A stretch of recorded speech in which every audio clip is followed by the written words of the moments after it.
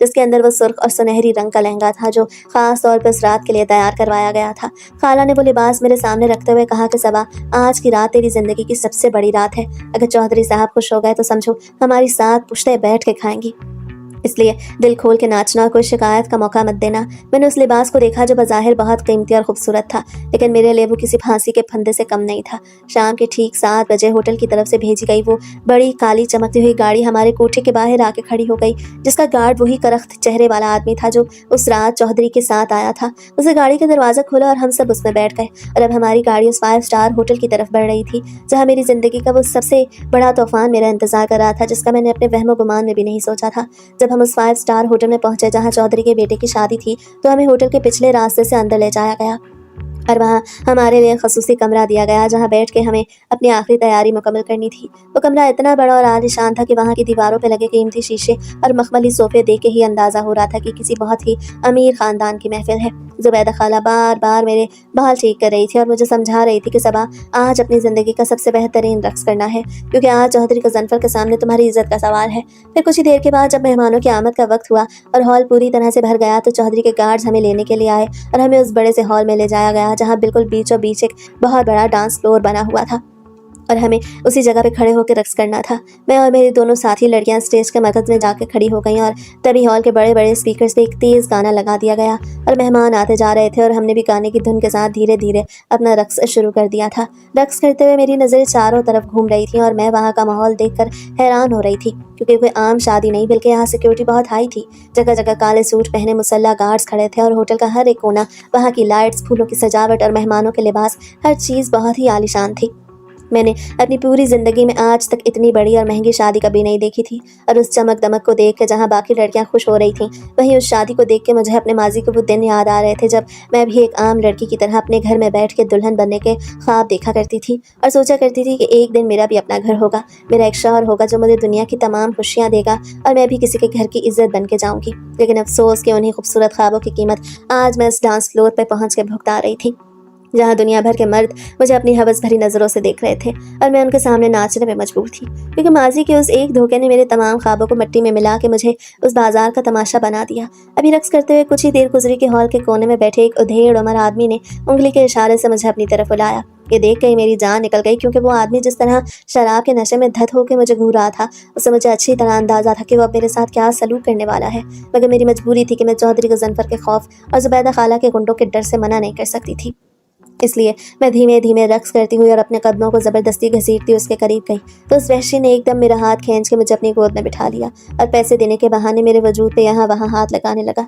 उसकी इस घिनौनी हरकत ने मेरे अंदर एक अजीब सी बेचैनी और वहशत पैदा कर दी थी और मेरी रूह तक कांप उठी थी, लेकिन मैंने अपने रोने को रोका और इंतहाई महारत से तेज़ी से उसके पास से उठी और वापस डांस फ्लोर पे चली गई, जबकि अपने हाथों में मैंने वो नोट दबा लिए जो उसने मेरी तरफ उछाले थे और कुछ नोट उसने ज़बरदस्ती मेरी झोली में भी फंसा दिए थे। और अब भी वो दूर बैठा अपनी हवसज़दा निगाहों से मुझे इसी तरह देख रहा था जैसे मुझे कच्चा चबा जाएगा, और मैं अंदर ही अंदर कुड़ रही थी कि अभी तक तो बारात भी नहीं आई थी, न दुल्हा था, न दुल्हे वाले और ना ही चौधरी गज़नफ़र अभी तक मुझे हॉल में नजर आए थे। और उनके आने से पहले यहाँ के मेहमानों ने मेरे साथ ऐसी घटिया हरकतें शुरू कर दी थीं जिसकी वजह से मेरे चेहरे पे एक साथ कई रंग आके गुजरे और मेरी आंखों में आंसू तैरने लगे। इतने में अचानक हॉल में बारात के आने का शोर गूंजने लगा, ढोल बजने लगे और पटाखों की आवाज़ें आने लगीं। तो शोर को सुन के मेरे दिल को थोड़ा सुकून हुआ कि चलो शुक्र है अब ज़्यादा मेहमानों और चौधरी के ख़ानदान की मौजूदगी में इज़्ज़तदार लोग कम से कम ऐसी ओछी हरकतें तो नहीं करेंगे और थोड़ी तमीज़ का मुजाहरा करेंगे।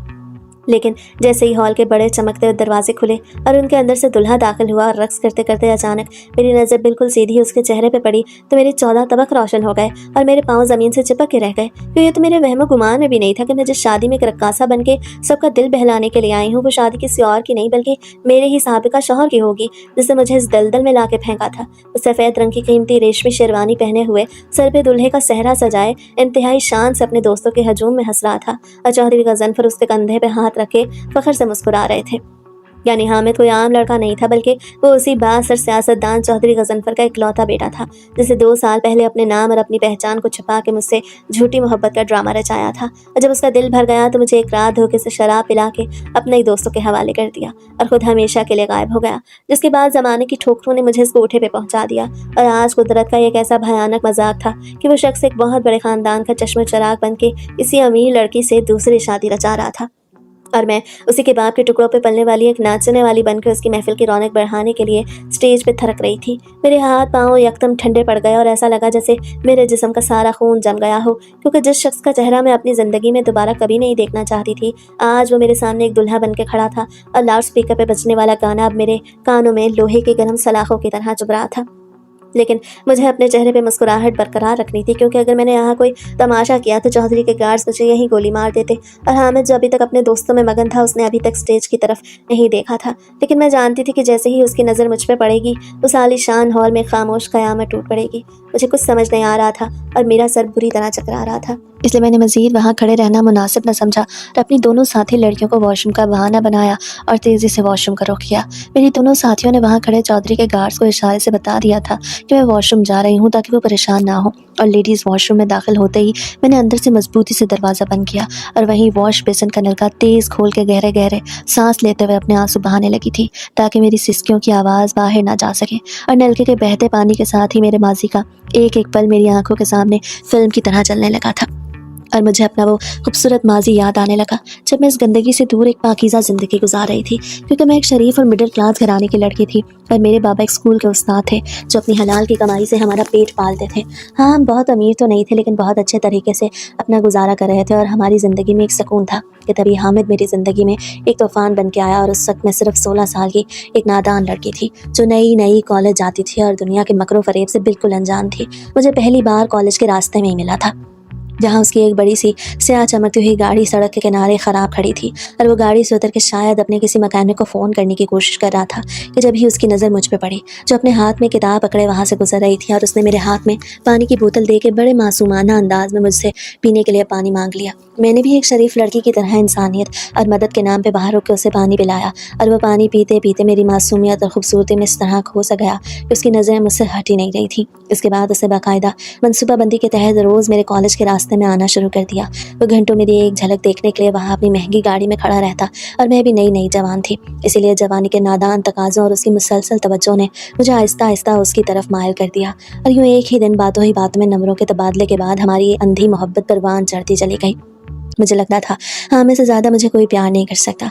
हामिद ने मेरे सामने मोहब्बत का ऐसा ड्रामा रचा रखा था कि मुझे उसकी हर झूठी बात भी सच लगने लगी थी। वो रोज़ाना कॉलेज के बाहर घंटों खड़ा रहता और जब मैं गाड़ी के करीब से गुजरती तो वो गुलदस्ते या कोई कीमती तोहफा मेरी तरफ बढ़ा देता।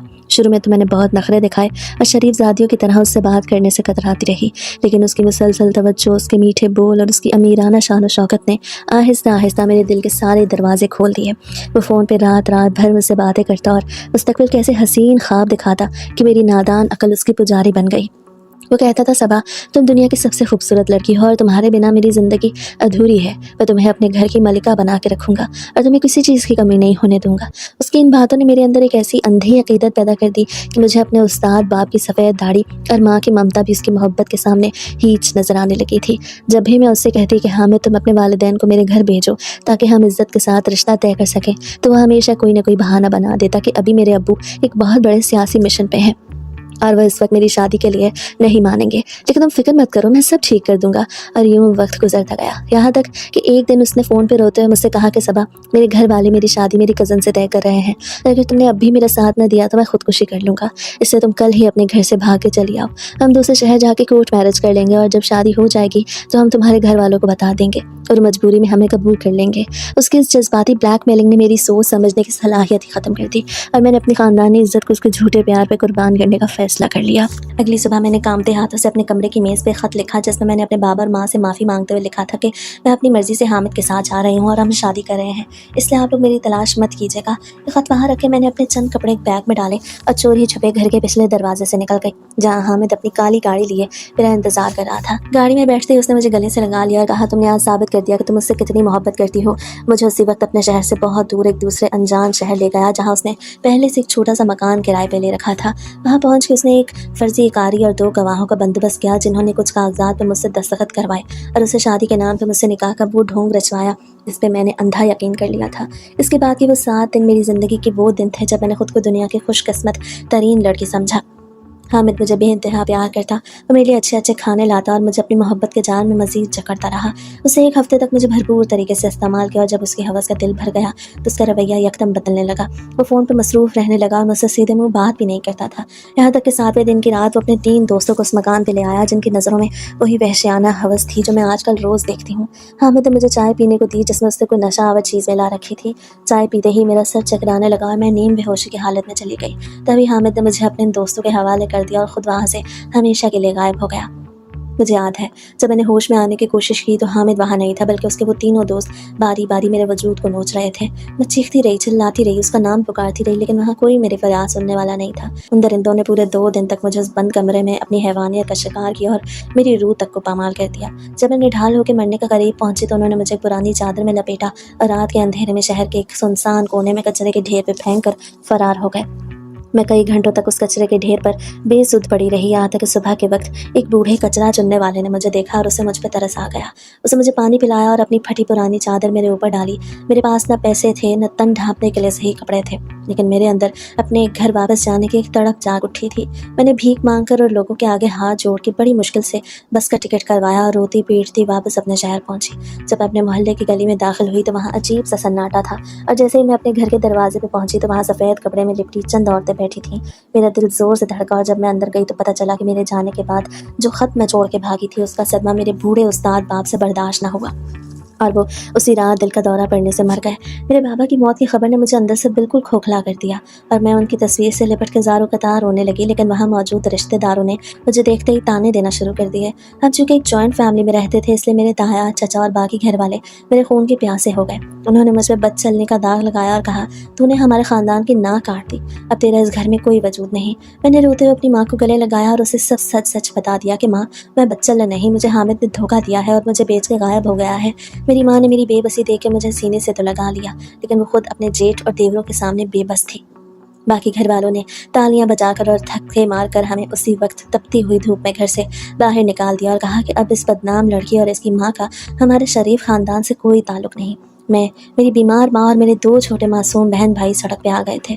हमारे पास सर छुपाने की कोई जगह नहीं थी और ना ही कोई रिश्तेदार हमें अपने घर रखने को तैयार था, क्योंकि सबको अपनी अपनी इज्जत प्यारी थी। मैं अपनी माँ का हाथ थामे और बहन भाइयों को साथ लिए कई दिनों तक दर दर की ठोकरें खाती रही। हमने भूख और प्यास के वो दिन देखे कि मुझे लगने लगा हम सब सड़क पर ही मर जाएंगे। एक रात जब हम एक पब्लिक पार्क के बेंच पे बैठे सर्दी से कांप रहे थे तो वहाँ से एक चमकती हुई गाड़ी गुजरी और वो गाड़ी हमारे करीब आके रुक गई। उस गाड़ी में से जुबैदा खाला उतरी जो उस वक्त अपने ताइफे के लिए लड़कियों की तलाश में रहती थी। उसे जब हमारी ये हालत देखी और मेरी खूबसूरती पर उसकी नज़र पड़ी तो उसने फ़ौरन मक्काराना हमदर्दी का नकाब ओढ़ लिया। वो मेरे करीब आई और कहने लगी, हाय अल्लाह, इतनी प्यारी बच्ची और उसका ख़ानदान सड़क पर रोल रहा है, चलो मेरे साथ, मैं तुम्हें पनाह दूंगी और तुम्हारी माँ का इलाज भी कराऊंगी। मैं उस वक्त इतनी मजबूर और भूखी थी कि मुझे जुबैदा खाला के उस चेहरे के पीछे छुपा हुआ भेड़िया नज़र नहीं आया और मैंने अपने बहन भाइयों के पेट की खातिर उसका हाथ थाम लिया। लेकिन मुझे क्या मालूम था कि वो पनाह देने के नाम पे मुझे अपने उस बदनाम कोठे पे ले जा रही थी जहाँ औरत की इज्जत की कोई कीमत नहीं होती। और यूं मैं हामिद के दिए गए उस पहले गुनाह के दाग की वजह से हमेशा के लिए उस दलदल में धकेल दी गई जहाँ से आज तक मैं निकल नहीं पाई। और आज उसी हामिद का बाप मुझे इस कोठे से उठा के अपने बेटे की शादी में नचवाने के लिए ले आया। ये सब कुछ सोचते हुए वॉशरूम के आईने के सामने खड़ी मेरी रूह कांप रही थी और मेरे आंसू थमने का नाम नहीं ले रहे थे कि अचानक वॉशरूम के दरवाजे पर जोरदार दस्तक हुई जिसने मुझे वापस उस भयानक हाल में ला खड़ा किया। मुझे वॉशरूम में कुछ देर हो गई थी, इसीलिए दरवाज़ा बजा और मजबूरन मुझे बाहर निकलना पड़ा। बाहर गार्ड जैसा मेरा इंतज़ार कर रहा था और उसकी कड़ी नज़रें मुझे देख रही थी। मैंने अपने आंसू पूंछे और दिल पे पत्थर रख के सीधी दोबारा उसी बड़े हॉल के स्टेज पे गई और रक्स करने लगी। इतने में चौधरी गजनफर मेरे नज़दीक आए और उन्होंने मुझे बाजू से पकड़ कर स्टेज पर ले गए और मुझे ज़बरदस्ती दुल्हन के बिल्कुल आगे खड़ा कर दिया। वो दुल्हा के ऊपर से नोट वार के मुझ पर निछावर कर रहे थे और अपनी अमीरी की नुमाइश कर रहे थे। इतने में हामिद की नज़र मुझ पर पड़ी और वो जैसे पत्थर का हो गया। उसके चेहरे की हवाइयाँ उड़ गईं और उसकी आंखें खौफ और हैरत से फैल गईं। फिर वो सबको फरामोश करता हुआ अपनी सीट से उठ के मेरे पास आया और कपकपाते होंठों से उसने मेरा नाम लिया, जबकि मैं अपनी नज़रें उससे फेर ली क्योंकि उसे देख के भी मुझे शदीद घिन आ रही थी। वो हॉल के शोर शराबे और मौसीकी की तेज़ आवाज़ में किसी को भी हामिद की बात सुनाई नहीं दे रही थी, लेकिन उसका एक एक लफ्ज़ मेरे कानों में लोहे के गर्म तीर की तरह उतर रहा था। वो कह रहा था, सबा ये तुम हो, मैंने तुम्हें कहाँ कहाँ तलाश नहीं किया। इससे पहले कि वो कुछ और कहता वहाँ पैसे निछावर करने का वक्त ख़त्म हो गया और मैं ज़मीन पर गिरे नोट समेट के वापस दरमियान वाले स्टेज पे आ गई। बाकी सारा वक्त वो अपनी दुल्हन को छोड़ के सिर्फ मुझे देखता रहा। उसकी नज़रें मेरी हर हरकत का पीछा कर रही थी। और फिर आधी रात को जब शादी की तकरीब ख़त्म हुई तो मैं वहाँ से सबके साथ वापस अपने कोठे पे आके खामोशी से अपने कमरे में बंद हो गई। बाकी की तमाम रात मैं बिस्तर पे लेट के रोती रही और अपने नसीब पे मातम करती रही। लेकिन जब सुबह मेरी आंख खुली तो खाला ज़ुबैदा मेरे सर पे खड़ी थी और उसके चेहरे पे एक अजीब सी हैरानी थी। मुझसे कहने लगी, सबा क्या जादू करके आई है तू उस चौधरी के बेटे पे? वो दूल्हा सुबह सवेरे ही अपनी नई नवेली दुल्हन को छोड़ के तेरे पीछे यहाँ कोठे पे पहुंच गया, जिसकी कल रात इतनी बड़ी शादी थी। हामिद किस तरह कोठे पे आने का सुन मैं बुरी तरह घबरा गई और मेरा दिल टूटने लगा। लेकिन खाला ने मेरी एक न सुनी और हामिद को सीधा मेरे कमरे में भेज दिया। और जैसे ही अंदर आया तो मेरे सामने आके फर्श पे बैठ गया और रोते हुए मुझसे माफ़ी मांगने लगा। वो कहने लगा, सबा उस वक्त मुझे उस गुनाह की संगीनी का एहसास नहीं हुआ था, लेकिन मैं तुम्हारे साथ कितनी बड़ी ज़्यादती करती। लेकिन उस रात के बाद हर पल मुझे तुम्हारी याद सताने लगी और मेरा ज़मीर मुझे मलामत करता रहा। मैंने तुम्हें कहाँ कहाँ तलाशा नहीं, लेकिन तुम मुझे कहीं नहीं मिली। तुम अपना वो पुराना घर छोड़ के अपनी माँ और बहन भाइयों को लेके जा